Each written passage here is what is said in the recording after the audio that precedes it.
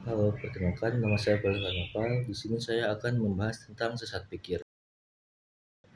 Yang pertama adalah salah fokus. Di dalam salah fokus terdapat ad hominem, yaitu salah fokus terhadap seseorang. Contohnya seperti ketika kita fokus pada hal-hal yang tidak kita sukai. Yang kedua ada fokus terhadap pendapat mayoritas. Poin kedua ada lompatan logika. Contohnya seperti ini. Kejadian A terjadi sebelum kejadian B. Maka pasti kejadian A yang menyebabkan kejadian B tersebut. Contoh lainnya seperti membesar-besarkan dampak. Yang ketiga seperti gelombang palsu, seperti sama bagusnya dan sama buruknya. Yang keempat ada ketidaktahuan sebagai penjelasan. Seperti ketika X salah, maka X belum terbukti benar. Dan ketika Y benar, maka Y belum terbukti salah. Poin ketiga ada logika falasi. Yang pertama ada hasty generalization, yaitu terlalu cepat generalisasi dengan sampai kecil. Yang kedua ada circular reasoning, yaitu pengambilan keputusan yang berputar-putar. Yang ketiga ada slippery slope, yaitu satu langkah kejadian yang akan membuat langkah lainnya itu menjadi lebih panjang.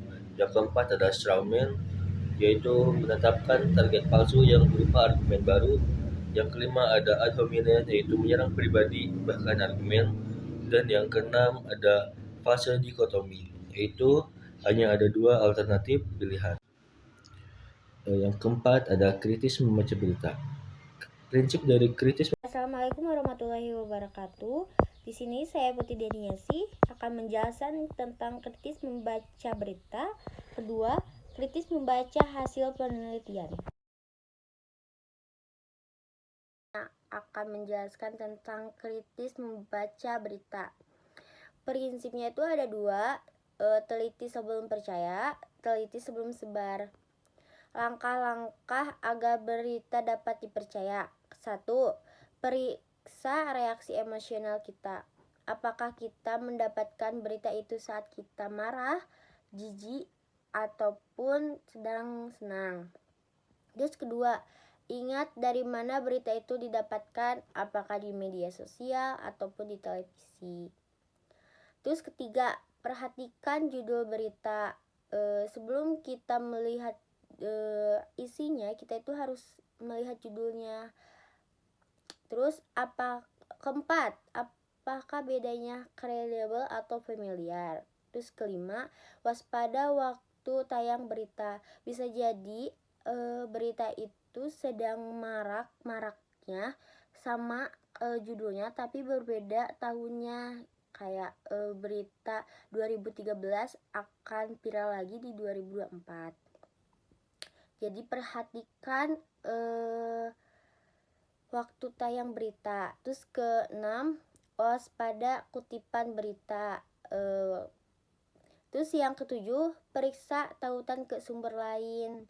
Terus kita tuh jangan percaya dari sumber satu itu. Terus kita harus mencari sumber-sumber yang lain, apakah benar atau tidak. Terus ke-8, cermati foto yang dipakai. Misalnya kita terdapat di media sosial itu artis yang berpakaian baju hijau sedang memakai atribut pilkada, nah tuh kayak baju calon. Terus kita melihat ke Google, ternyata artis yang pakai baju hijau itu diedit bajunya kayak gitu. Terus yang ke-9, bandingkan berita dengan media lain. Apakah di media ini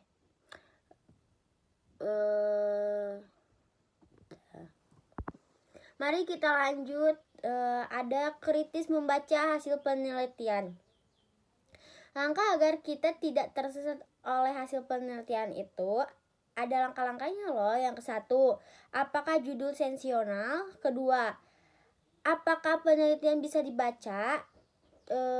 Kita tuh harus cari tahu dulu siapa yang peneliti itu, dari mana lembaga itu, dari mana dana itu. Terus yang ketiga, apakah kesimpulan kuat? Semakin besar ukuran sampel penelitian, maka semakin kuat juga generasinya. Bagaimana sampel ditarik dari populasi? Apakah secara acak atau secara khusus? Terus yang keempat, batalkan hubungan setiap akibat. Semak A berkorelasi B, belum tentu A menyebabkan B. Bisa jadi B menyebabkan A gitu. Terus ada kelima, ada kelompok pembanding. Terus yang keenam, data pilihan objektif. Terus yang ketujuh, apakah dikutip penelitian lainnya. Jadi kita tuh harus cari tahu dulu apakah artikel tersebut sudah dikutip oleh penelitian lain atau belum. Gimana sih cara kita mencari tahu apakah penelitian itu sudah dikutip atau belum? Judul artikel atau penelitian tidak substansial. Terus yang kedua, penelitian dan intensitasnya cukup dapat dipercaya. Terus yang ketiga, kesimpulan cukup kuat.